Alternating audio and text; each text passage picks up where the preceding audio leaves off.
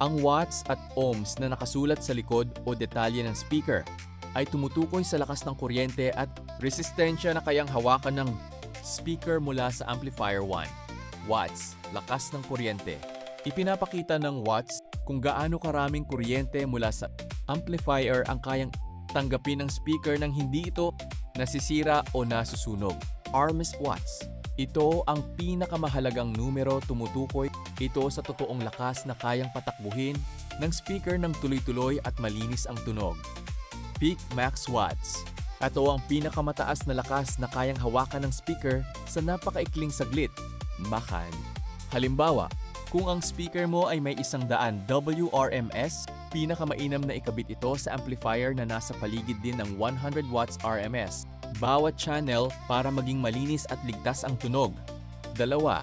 Ohms, resistensya sa kuryente. Ang ohms naman ay ang pagsalungat o pagharang ng speaker sa daloy ng kuryente na nanggagaling sa amplifier. Karaniwang nakikita sa mga speaker ang 4 ohms, 6 ohms o 8 ohms.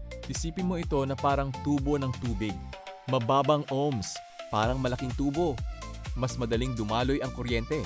Mas maraming kuryente ang nahihila nito sa amplifier, kaya mas lumalakas ang tunog ngunit mas umiinit at napapagod ang amplifier.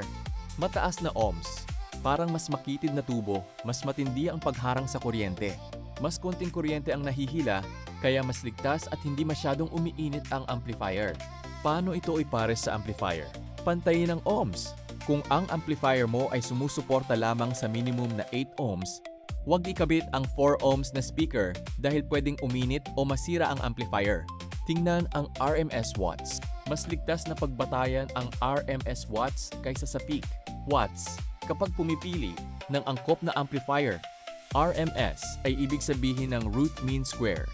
Sa mga speaker at amplifier, ito ang tunay at tuloy-tuloy na lakas na kayang i-handle ng speaker ng matagalan nang hindi nasisira o nagkakadistorbo ang tunog.